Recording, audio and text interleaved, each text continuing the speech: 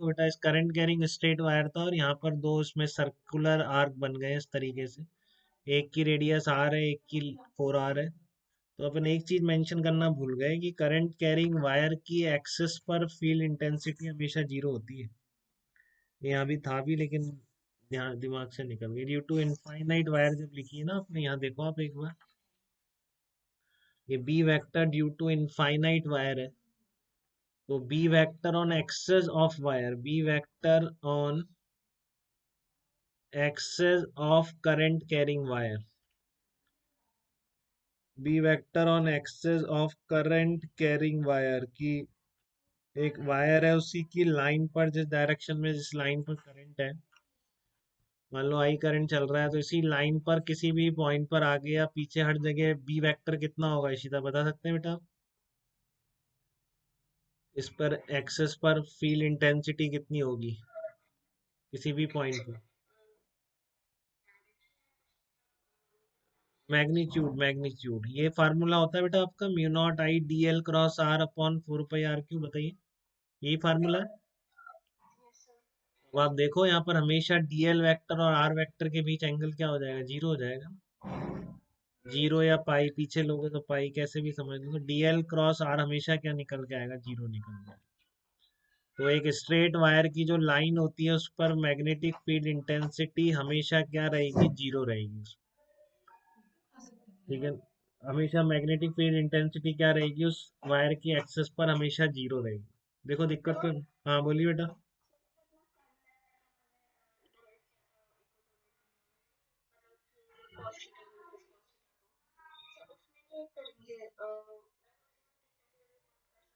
हाँ तो cos zero और पाई आ जाएगी, वैसे कर तो मान लो ये वायर है फाइनाइट, तो इस पर एक एंगल जीरो हो गया, एक एंगल पाई हो गया। मैंने कहा ना अंदर वाले एंगल लेने, तो एक जैसे ये वाला एंगल तो जीरो हो गया और ये पाई हो गया, तो cos zero plus cos pi zero ही तो आता है।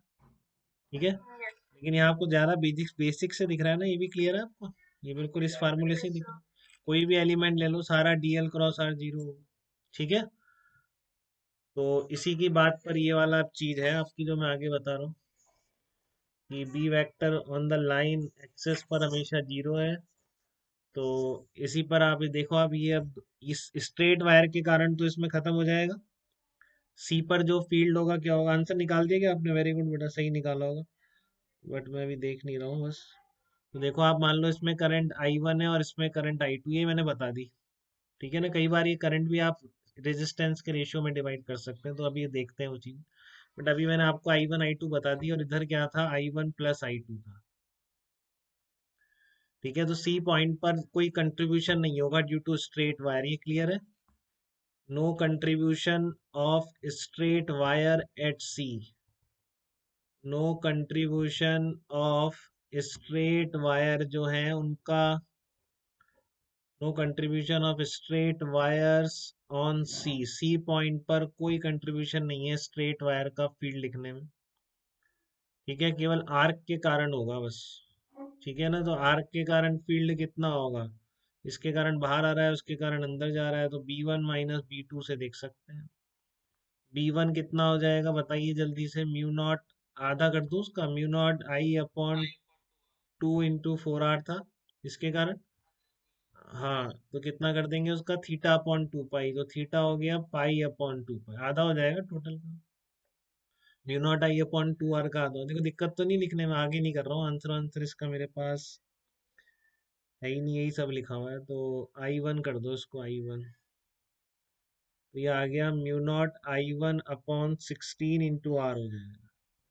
ठीक है, और B2 कितना आ जाएगा, मॉड लगा दो, मैग्नीट्यूड लिख रहा हूँ, B1 B2 में से कोई भी ज्यादा हो सकता है, दूसरे सर्कुलर आर्क के कारण हो जाएगा म्यू नॉट, वो भी आधा ही है।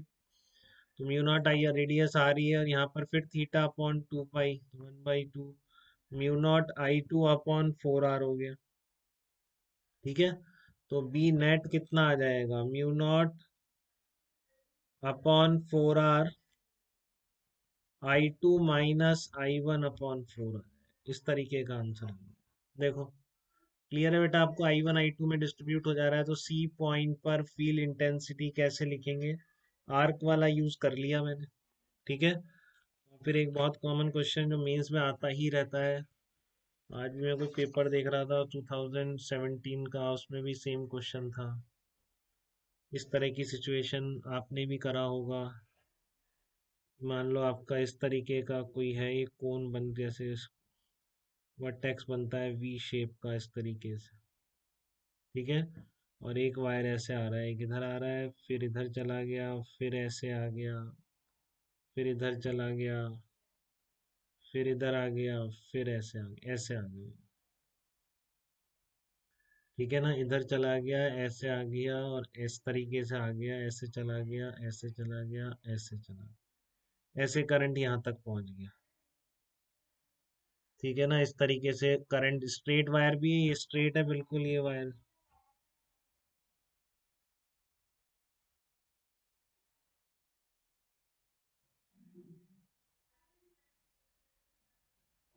हाँ, ये आपका स्ट्रेट वायर है, इसका क्या आएगा, आर है ये, और ये क्या है आपका, आर है, और ये भी आर है इसका, ठीक है। इस तरह से रेडियस है, तो इसकी करंट कितनी है, कैपिटल आई है।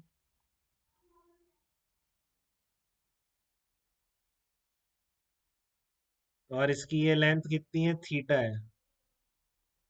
ये वाला एंगल थीटा है इसका, ठीक है ना। तो इस तरह का वायर है, इस तरह से करंट आ रही है, आपको यहाँ पर लिखना आई करंट चल रही है, सब में आई है, ठीक है ना। तो इसमें भी वही रोल समझ में आ रहा है क्या, कि no contribution of straight parts, ये क्लियर है आपको। ओ पॉइंट पर फील्ड लिखना है आपको, तो यहाँ भी आप लिख सकते हैं क्या, no contribution of straight parts,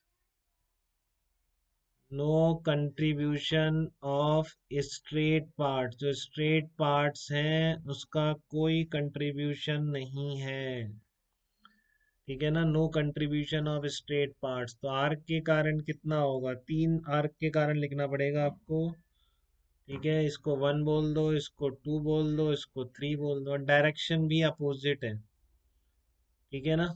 तो अगर आप क्रॉस को पॉजिटिव बोल रहे हो, अगर क्रॉस को पॉजिटिव बोल रहे हो, if cross is taken as positive, तो नेट फील्ड कितना होगा ओ पॉइंट पर, B1 पॉजिटिव हो जाएगा, देखो दिख रहा है सबको, ये B1 पॉजिटिव है, B2 आपका बाहर की तरफ आने की वजह से नेगेटिव हो जाएगा, और B3 आपका फिर से पॉजिटिव हो जाएगा। दिक्कत नहीं है किसी को भी इस तरह की प्रॉब्लम्स में, ठीक है। तो B1 कितना आ गया आपका इसमें, B1,